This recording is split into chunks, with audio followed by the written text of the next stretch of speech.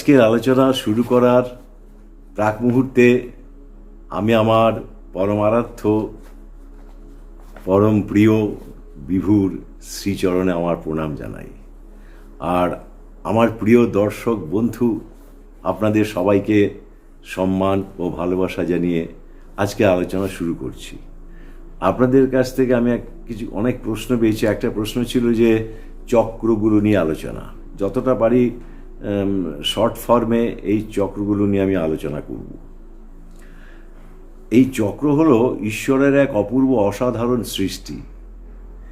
চক্রগুলো যদি না থাকতো, মানে আমাদের মেরুদণ্ডের ভেতর যে চক্রগুলো আছে, তাহলে কি হতো না, সেই অংশের অঙ্গ প্রত্যঙ্গ সচল হতো না, চলতো না। কারণ চক্রগুলো সেখানে শক্তি সরবরাহ করে। যদি বাইরের বা ভেতরের কোনো কারণে, যেমন রোগ জীবাণুর আক্রমণ, মানসিক উত্তেজনা, অবসাদ, দুশ্চিন্তা, হতাশা ইত্যাদির দ্বারা আক্রান্ত হয়, তখন এই চক্রগুলোর মধ্যে স্বাভাবিক অবস্থা বিঘ্নিত হয় এবং চক্রের মধ্যে বিক্রিয়া সৃষ্টি হয়, রিয়েকশন হয় ও শক্তি সরবরাহ বাধাপ্রাপ্ত হয়।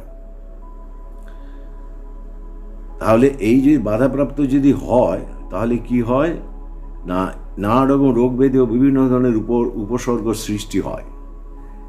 এই চক্রের এলাকার মধ্যে শরীর বিধানকে সুস্থ, সবল ও সক্রিয় রাখার ক্ষেত্রে প্রধান ভূমিকা পালন করে, মানে এই চক্রগুলো পালন করে। চক্রগুলোর ভেতরে থাকা পদ্মের কেন্দ্র থেকে শক্তির রশ্মি নিঃসৃত হয়, আর এই শক্তির রশ্মিগুলো শরীরের সেই অঞ্চলের অঙ্গ প্রত্যঙ্গকে ঠিকভাবে কাজ করায়।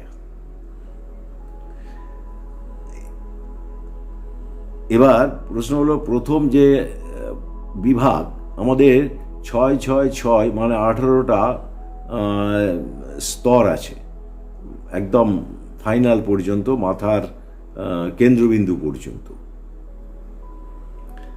তা 6টা হলো কি, আমাদের যে অঞ্চলটা আছে সেই অঞ্চলটা হলো শরীরের পিণ্ড দেশ, মানে শরীরে দেহপিণ্ড, এই পিণ্ড দেশ। এটা হলো জাগতিক দেশ, বস্তুগত ব্যাপার। এখানে এই পিণ্ডগুলোর মধ্যে প্রথম যে সবচেয়ে নিচে যে চক্রটা আছে সেটা হচ্ছে মূলাধার চক্র। এই মূলাধার চক্র হলো সবচেয়ে নিচে। এই মূলাধার চক্রে হলো মানবদেহের আধার স্বরূপ, তাই এর অপর নাম হলো আধার পদ্ম। এখানে পদ্ম আছে, সবগুলোতেই পদ্ম ফুল আছে। এটা গুহ্যস্তনের 2 আঙুল উপরে ও লিঙ্গমূলের 2 আঙুল নিচে, ঠিক ওই পজিশনে পেছনে মেরুদণ্ডের মধ্যে একটা এরকম, মানে গিঁট বা গাঁট যাই বলুন, ওরকম আছে একটা, মানে হাড়ের মধ্যে। তো সেটা হলো আমাদের মূলাধার চক্র। এর যে পদ্মগুলো আছে সবসময় অধোমুখ, অর্থাৎ নিচের দিকে ওর মুখ, ওপর দিকে নেই, নিচের দিক করে আছে। আর এখানে কুলকুণ্ডলিনী বা জাইগট থাকে। ঠাকুর বলছেন এই জাইগট হচ্ছে, বা এই কুলকুণ্ডলিনী হচ্ছে প্রাণ কেন্দ্র আমাদের। মানে প্রথম যখন আমাদের যখন সেই ভ্রূণ অবস্থায় তৈরি হয়, তখনই ওটা তৈরি হয়ে যায়, ওখানে প্রাণটা থাকে, তখন মূলাধার চক্র হয়ে যায়। অন্যগুলো হয়নি তো, কারণ বডি তৈরি হয়নি তো। তা এই মূলাধার পদ্মে পৃথিবীর বীজ থাকে, পৃথ্বীবীজ। এই চক্রের মধ্যস্থলে পৃথিবীর বীজ লংয়ের অবস্থান, ওখানে লং বলে একটা শব্দ শোনা যায়। এই মূলাধার পদ্মের মধ্যস্থলে ধরা চক্র বা পৃথিবী মণ্ডল চক্র বললাম, এটা পরম দীপ্তিমান, মানে আলো বেরোচ্ছে ওটা থেকে। এবং সেটার ভেতরে পৃথিবীজ লং শোভা পাচ্ছে। সুষুম্না নারীর মুখে এই চক্র অবস্থান হওয়ায়, কারণ সুষুম্না নেবে তো ওইখানটায় মুখ, শেষটা পেছনে, যেহেতু মুখটা ওইখানটা, শেষটা, তো ওইখানটাতে অবস্থান হয়, প্রাণশক্তি ওই চক্রের মধ্যে প্রবেশ করে। সুষুম্না নারী দিয়ে আসছে তো প্রাণশক্তি, একেবারে রাধাস্বামী ধাম থেকে, পরম ধাম থেকে ওখানে প্রবেশ করে এবং ওই অঞ্চলের সমস্ত ধরনের শারীরিক ক্রিয়াকলাপকে সে চালায়। আচ্ছা, এবং এটা তো বললাম যে চক্রের ভেতর যে পদ্ম আছে মুখটা নিচের দিকে আছে। তা তপস্যা দ্বারা সাধক যখন তাপের সৃষ্টি করতে পারেন, মানে ধ্যান জপ এবং সেই ইষ্টমুখী আচার আচরণ চলনা খাদ্য খাওয়া সব কিছুর মধ্যে দিয়ে, তখন হয় কি কুণ্ডলিনী শক্তি যেটা জাইগোটের মধ্যে থাকে ওখানে, সেটা উপর দিকে চলতে শুরু করে, ঊর্ধ্বমুখী হয়। তখন সাধকের দর্শন হয় এবং লং শব্দটা শুনতে পান। এটা যেন ঘুমন্ত সাপের কুণ্ডলি পাকিয়ে রয়েছেন মা কুণ্ডলিনী, ওকে বলে মা কুণ্ডলিনী, কারণ ওখানে প্রাণটা তো প্রথম তৈরি হলো, সেই জন্যে মা কুণ্ডলিনী। এইখানে সব যেন ওখানে হয়ে আছে, মানে পাকিয়ে আছেন উনি। অর্ধ ত্রিবলাত্মক 3.5 প্যাচ হয়ে ওখানে আছেন, শুয়ে আছেন কুণ্ডলিনী মা। এরপরে হচ্ছে এর ওপরে আর কি, জাস্ট এর ওপরে হচ্ছে আমাদের মূলাধার চক্রের উপরে কি আছে, স্বাধিষ্ঠান চক্র। এই স্বাধিষ্ঠান চক্রের পদ্মটাও কিন্তু নিজের দিকে আছে, নিচের দিকে মুখ করে আছে। সব পদ্মগুলি নিচের দিকে আছে, অধোমুখে আছে, কারণ মানুষ তো নিচের দিকেই মন থাকে, সেই জন্য অধোমুখে আছে, নিচের দিকে আছে। তো এই পদ্মটা বিদ্যুতের ন্যায় উজ্জ্বল, যারা ভেতর ইলেকট্রিক পাস করছে, স্পার্কিং হচ্ছে ইলেকট্রিক্যাল, এরকম থাকে। তো এখানে এই পদ্মটাতে কি হয় না, যেহেতু এটা লিঙ্গমূলে আছে, লিঙ্গ সংক্রান্ত সমস্ত কাজকর্ম করায়। এখানে বং একটা শব্দ শোভা পাচ্ছে, দেখা যায়, আর ওই শব্দটা শোনা যায়। তা এই স্বাধিষ্ঠান পদ্মের ঊর্ধ্বভাগে যে পদ্মটা আছে, ওটা 10টা দল, পদ্মটা 10টা দল বা 10টা পাপড়ি আছে। এই দলগুলো ক্রমান্বয়ে বিন্দু সমন্বিত এই পদ্মের মতো। এবার স্বাধিষ্ঠানের ওপরে আছে মণিপুর, এই পেটের ঠিক পেছনে নাভি কুণ্ডলী আছে, নাভিটা তার ঠিক পেছন দিকে সোজা মেরুদণ্ডের ভেতরে, এর নাম হলো মণিপুর। এটা তেজ তত্ত্ব বলে একে, মানে এর মধ্যে তেজ আছে, আগুন তত্ত্ব। আগুন তত্ত্ব আছে, নাহলে খাওয়া দাওয়া হজম হয় না। ওইখান থেকে যে শক্তি আসে, এসে আমাদের পেটের যাবতীয় ক্রিয়াকলাপ, লিভার টিভার ফাংশনগুলো করায়, খাওয়া দাওয়া হজম করায়।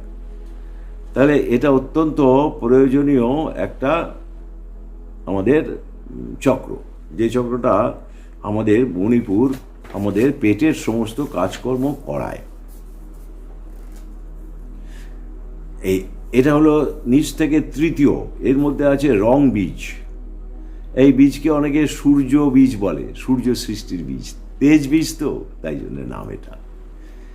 এখান থেকে সূর্যের মতো তেজ, সূর্যের মতো অত গরম তেজ নয়, মানে সূর্য যেহেতু বীজ আছে, সূর্য বীজ, তাই এখানে ওরকম তেজ সৃষ্টি হয়।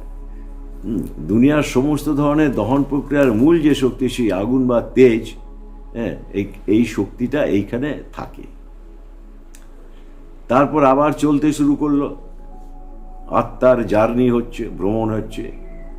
যখন সুরত ওপরে উঠছে, আমি এইভাবে ব্যাখ্যা করছি আপনাদের কাছে, সুরত ধারা বা স্পিরিট কারেন্ট, চৈতন্য শক্তি নিচে নামছে, তো ওটা যখন ওপর দিকে উঠতে শুরু করে, তখন এই চক্রটার পরে এগিয়ে যাচ্ছে। মণিপুরের পর আরও ওপরে উঠছে। সাধক তো বসে ঘুমাচ্ছে না, সে তো ঘুমোয় না, সে তো তপস্যা করে যাচ্ছে, ধ্যান জপ করে যাচ্ছে।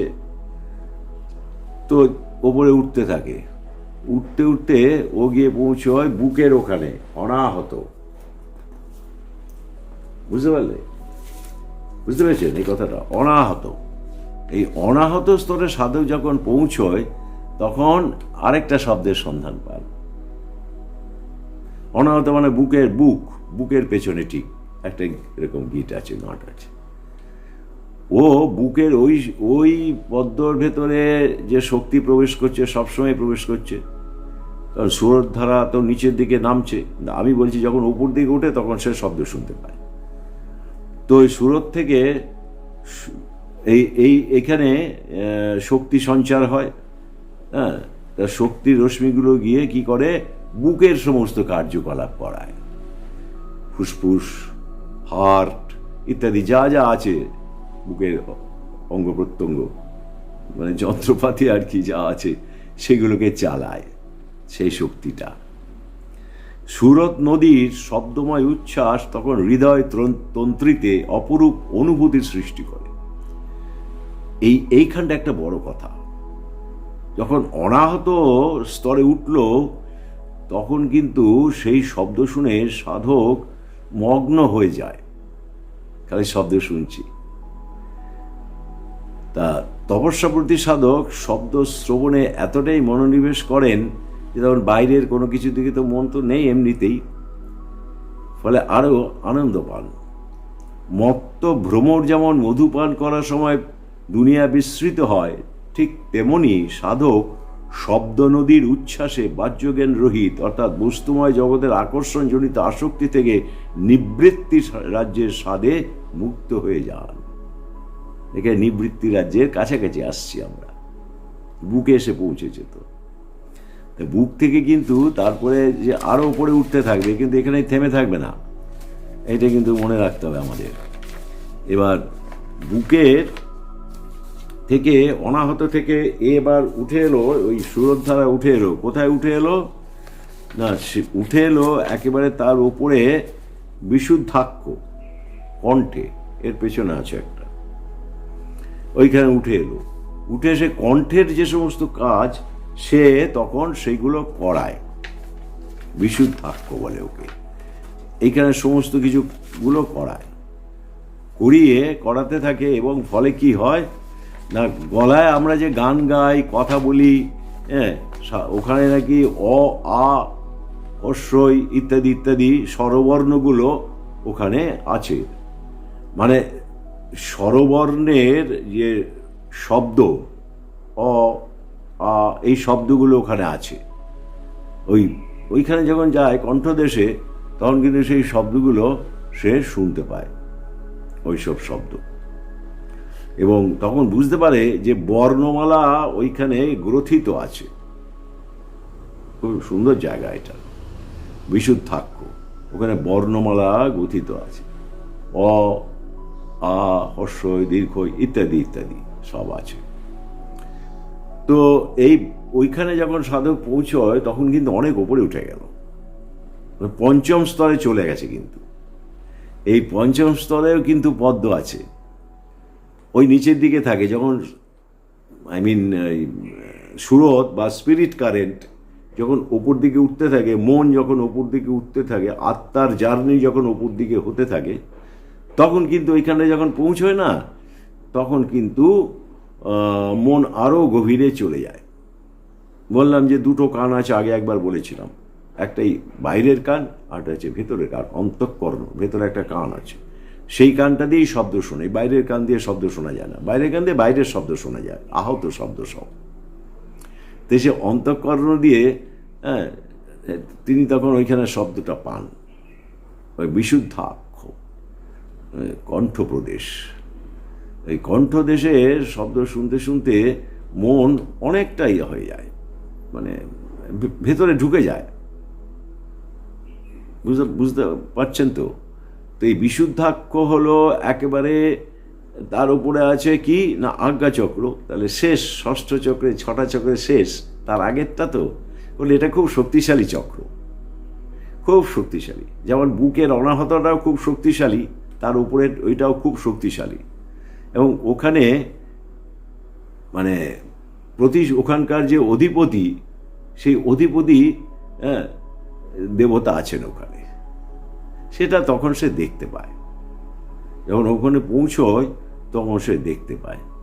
আমাদের এই যে সন্তমতে লাইট অ্যান্ড সাউন্ড ফিলসফি সবাই বলেছেন, মানে সাধুরা অর্থাৎ সন্তরা, লাইট অ্যান্ড সাউন্ড ফিলসফি। আমরা লাইটও দেখতে পাবো, আবার সাউন্ডও শুনতে পাবো।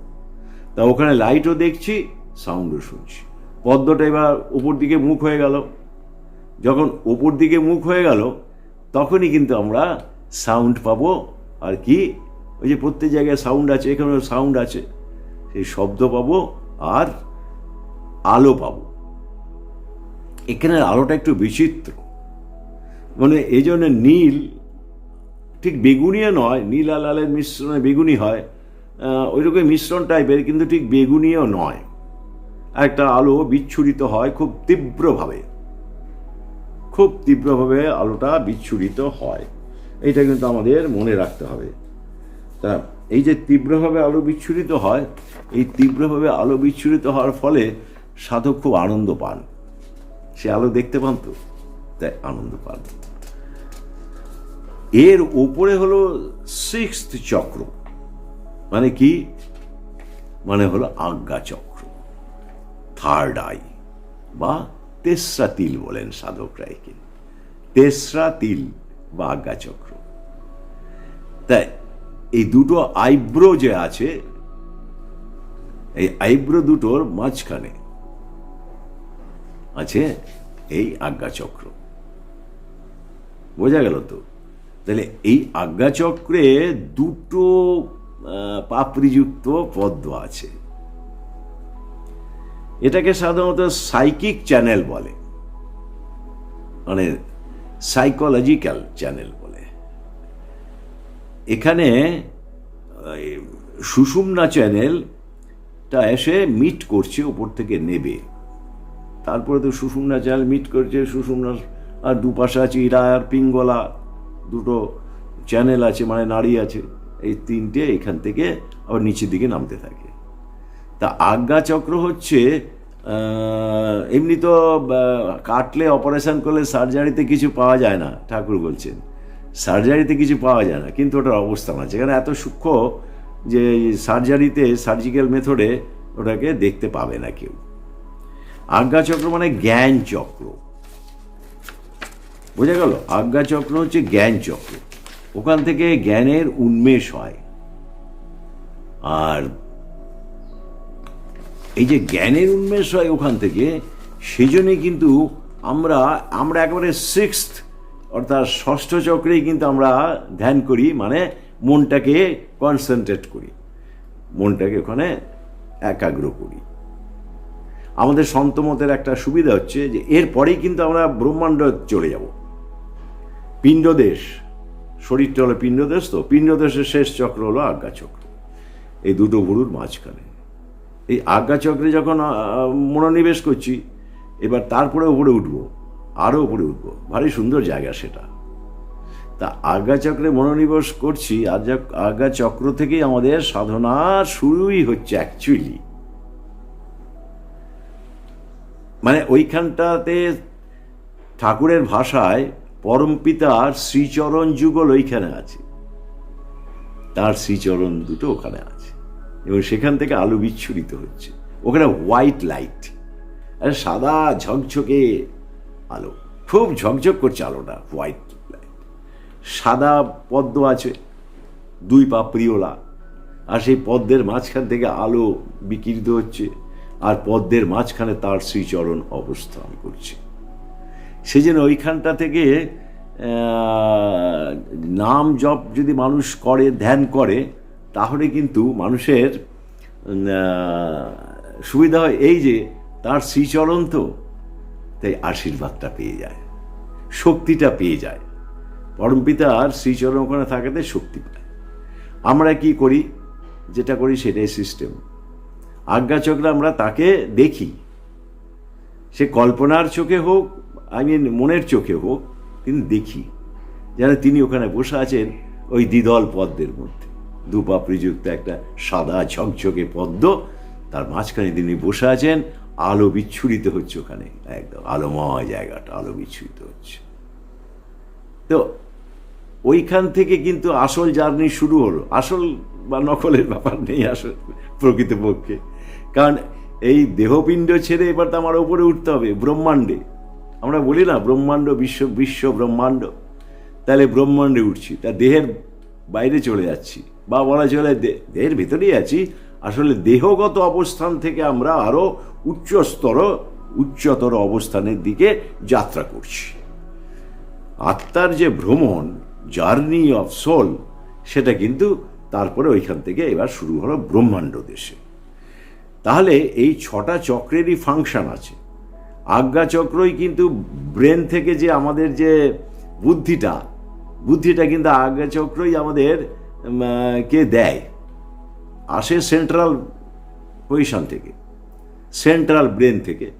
কিন্তু আজ্ঞা চক্রই আমাদের বাস্তব বুদ্ধি দেয় এবং একাগ্রতা আজ্ঞা চক্র থেকেই উচ্চারিত হয়। বা কনসেন্ট্রেশন পাওয়ারটাই নিহিত থাকে ওই আজ্ঞা চক্রের ভেতরে। তাই কোনো কাজ করতে গেলে যদি একটা খুব গভীর অঙ্ক করছি, পেন্সিলটা হাতে আছে, মেঝেটা হয়তো সেখানটায় ঠুকছে, দাদা এ কথা বলেছেন, মানে কি এইখানটাতেই এনার্জিটা আছে। থিঙ্কিং ওয়ার্ল্ডের যে এনার্জি ওপর থেকে নেবে ওইখানে প্রকাশিত হচ্ছে, ম্যানিফেস্টেড হচ্ছে ওখানটা। এইভাবে ওই আজ্ঞা চক্রটাতে কিন্তু আমাদের জ্ঞান চক্র, এই যে জ্ঞান পাচ্ছি, পৃথিবীর সমস্ত কিছুর জ্ঞান পাচ্ছি, কি করতে হবে না করতে হবে, আমরা ওইখানটাতে কনসেন্ট্রেট করি। যারা সাধন টাধন করে না ধরা যাক, তারাও কিন্তু চিন্তা করার সময় ওইখানে মনটা নিয়েই চিন্তা করে, ওইখানে মনটাকে কনসেন্ট্রেট করে। তাহলে ওই আজ্ঞা চক্র কিন্তু আমাদের শেষ দরজা। কিসের শেষ দরজা? আমাদের পিণ্ড দেশের শেষ দরজা। এবার আমরা প্রবেশ করব ব্রহ্মাণ্ড দেশে। সেটা আরও বেশি মজা। আমি খুব শর্ট ফর্মে, খুব ছোট্ট আকারে আপনারা জানতে চাইছিলেন, আলোচনা করলাম। প্রত্যেকটা স্তরেই কিন্তু আছে পদ্ম, বলেছি সংখ্যা আলাদা আলাদা, পদ্মের পাপড়ির সংখ্যা আলাদা। আলো আছে, অধিষ্ঠাত্রী দেবতা বা দেবী আছেন, সেখান থেকে নিঃসৃত হচ্ছে আলো, বিভিন্ন রঙের আলো, এক এক জায়গায় এক এক রকম আলো। তো এইভাবে উঠতে উঠতে আমরা এইখানে এসে পৌঁছতে হয়। ওই যে ঠাকুর বলছেন যে জপে কি হয়, নামে কি হয়, নাম মানুষকে তীক্ষ্ণ করে। কিসে তীক্ষ্ণ করে? ব্রেনের বুদ্ধি তীক্ষ্ণ বুদ্ধির জাগরণ ঘটে। এই তীক্ষ্ণ বুদ্ধির জাগরণ ঘটে যখন মানুষ জপ করে, রেগুলার যদি সবসময় জপ করে, তাহলেই কাজটা হবে আজ্ঞা চক্রে মাইন্ডটা রেখে, তাহলে এগুলো হতে থাকে। আর কি হয়? ধ্যান করলে কি হয়? প্রথমে স্থির হয়, তারপরে গ্রহণক্ষম হয়। মন স্থির করতে গেলে কিন্তু ধ্যান করতে হবে। আমি কদিন আগে একজন অপরেট আমাকে বলছিল ধ্যান করতে পারছি না, ধ্যান করতে বসলে মনটা এদিক ওদিক চলে যাচ্ছে, মনে হচ্ছে উঠে পড়ি এরকম। আমি তো একটা কাজ করো, তুমি দেওয়ালের সামনে বসে না চুপচাপ বসে থাকো, পারলে জপ করো, ধ্যানের সময় জপ করতে হয় নামটা করো, যখন পারছে না তখনও বসে থাকো, বসে ঠাকুরের সঙ্গে কথার আদান প্রদান করো, তোমার মনের যেসব কথা আছে সেগুলো তাকে বলো। কিন্তু চাইবে না, কিছু চাইলে হবে না, মনের কথা তাকে জানাও। ভালোবাসার মানুষকে মানুষ মনের কথা জানায়, তো সেরকম মনের কথা জানাও। এই করতে করতে দেখবে তোমার মনটা আস্তে আস্তে স্থির হবে। আর গ্রহণক্ষম মানে অ্যাডজাস্টেবল ক্যাপাসিটি। পৃথিবীতে কিন্তু অ্যাডজাস্টেবল ক্যাপাসিটি যার যত বেশি, অর্থাৎ মানিয়ে চলার ক্ষমতা যার যত বেশি, সে কিন্তু পৃথিবীতে সমস্ত মানুষের কাছে তত বেশি গ্রহণযোগ্য হয়ে ওঠে। তাই বলে গ্রহণক্ষম ক্ষমতা বাড়ে, গ্রহণক্ষম হয়, সব কিছুর সঙ্গে অ্যাডজাস্ট করার মতো বুদ্ধি তার ভেতরে জাগরিত হয়। আর যে কোনো বিপদে পড়লে সেটাকে ওভারকাম করা, অতিক্রম করে যাওয়ার মতো তীক্ষ্ণ বুদ্ধি সম্পন্ন হয় জপেতে। সমস্যা বিপদ আপদ আসবেই আমাদের জীবনে, এটা কেউ বলতে পারবে না যে না কেন আসবে, দীক্ষা নিয়েছি তা হতে পারে না। আমাদের কর্মফল আছে, চলার ক্ষেত্রে অজ্ঞতা আছে, মানে কিভাবে চললে, কি করলে, কি না করলে কি হবে, সেসবগুলো আমরা সবসময় বুঝে উঠতে পারি না বা জানি না। আর কি আছে? পরিবেশ থেকে চুইয়ে আসছে নানা রকম কিছু, প্রবৃত্তিগত কিছু। এই সমস্ত কারণে সব কিছু মিলিয়ে কিন্তু কি হয় না, আমাদের দুঃখ কষ্ট যন্ত্রণা আসতে পারে। কিন্তু সেগুলোকে তো ওভারকাম করে বেরিয়ে যেতে হবে। মানে যেন পাহাড়কে ডিঙিয়ে যায় মানুষ, সেরকম পাহাড় ডেঙাতে হবে। তার বুদ্ধি চাই, কলা কৌশল চাই। কলা কৌশল বুদ্ধি থেকেই আসে। জব করলে সেই বুদ্ধিটা পাওয়া যাবে, নাহলে কিন্তু তখন দিশাহারা হয়ে যেতে হবে, মাথা খারাপ হয়ে যাবে। কি করবো পাবো, একে জিজ্ঞেস করছে, তাকে জিজ্ঞেস করছে, এরকম করতে হবে। আর ধ্যান করলে কি হয় বললাম, স্থির ও গ্রহণক্ষম হয়। আজ্ঞাচক্রে যে পৌঁছে যাবে না, সে একদম স্থির হয়ে যাবে, মন একদম স্থির হয়ে যাবে। কারণ সে এত কিছু দর্শন করছে, ওখানে দয়ালকে দর্শন করছে। আর আলো, সাদা ঝকঝকে আলোয় দুনিয়া যেন ভর্তি হয়ে গেছে, সে চোখে তাকিয়ে দেখছে। ফলে সেটা অন্যরকম, আরো বেশি, অনেক বেশি ইন্টেলিজেন্সি আসবে, অনেক বেশি মন স্থির হওয়ার পর ওই জায়গাটায় পৌঁছবে। আর আজকে আমি আপনাদের কাছে এই চক্রগুলো মানে একটু ছোট করে বিশ্লেষণ করলাম। আর তার সঙ্গে একটা কথা বলি, আমাদের একজন ঋষি বলছেন, তার শিষ্য বলছে যে আমি তো নাম করতে পারি না।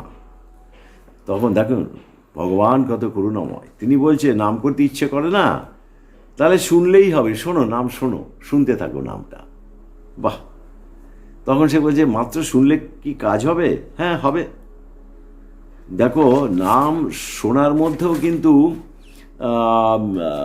তোমার মনের মধ্যে সেটা ঢুকছে, কান দিয়ে, বহির্কর্ণ দিয়ে ভেতরে ঢুকছে, তাহলে কাজ হবে।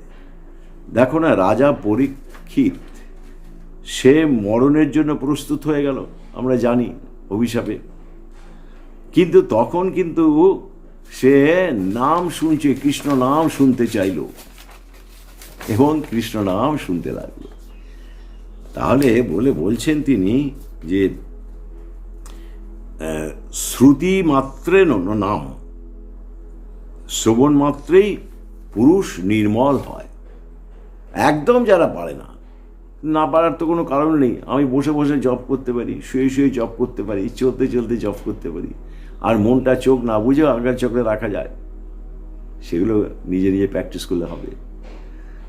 আজকে আমি মূলত খুব ছোট করে, এত অল্প সময় তো বোঝানো যায় না, আমি সব এলাবোরেটলি ডেসক্রাইব করেছি এই সমস্ত আমাদের সন্তমতের সাধনা টাধনা। কোথায়? আমি একটা বই লিখেছি, বইটা খুব শিগগিরই পাবলিশড হবে কলকাতা থেকে। সেখানে সব কিছু ডেসক্রিপশান দিয়েছি, কারণ এখানে করতে গেলে এত কিছু একটা একটা করে চক্রকে বিশদ বিশ্লেষণ করতে গেলে অনেক সময় লেগে যাবে। এত সময় ধরে করা কি সম্ভব? আমার পক্ষে সম্ভব হলেও আপনাদের জানি না ধৈর্যচ্যুতি ঘটবে কি না, সেই জন্য আমি করলাম না। এরপরে ব্রহ্মাণ্ডটা আলোচনা করব, তারপরে কারণ স্তরটা আলোচনা করব একদিন। আপনারা জানতে চেয়েছিলেন, কেউ আমাকে প্রশ্ন করেছেন কমেন্ট বক্সে, সেই প্রশ্নের উত্তর দিলাম আজকে আমি আপনাদেরকে। সবাই ভালো থাকুন, সুস্থ থাকুন, আনন্দে থাকুন, আর প্রবৃত্তির রাজ্য থেকে মনটাকে আস্তে আস্তে সরিয়ে সরিয়ে নিয়ে আসুন। দেখবেন কত সুখ পাবেন, স্বচ্ছন্দে চলার ক্ষমতা আসবে। এখন তো স্বচ্ছন্দে চলার ক্ষমতা নেই, স্বাচ্ছন্দ্য নেই, একটা প্রবৃত্তির বাইন্ডিংস ঘেরা টোপের মধ্যে জীবনটা কাটছে, অথচ নিজে বুঝতে পারছেন না। মানুষ, আমি সবাইকে আপনাদের বলছি না, যারা প্রবৃত্তির ঘেরা টোপে আছে, বেশিরভাগ 99% মানুষই তাতেই আছে, প্রবৃত্তির গহ্বরেই আছে।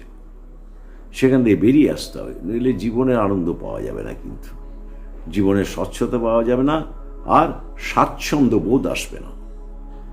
একটা যেন কে যেন আমাকে এইটা করতে বলছে, সেইটা করতে বলছে, আমি করছি, মনের ভেতর দিয়ে বলছে, সেটা রাস্তা দিয়ে দাঁড়িয়ে বলবে না।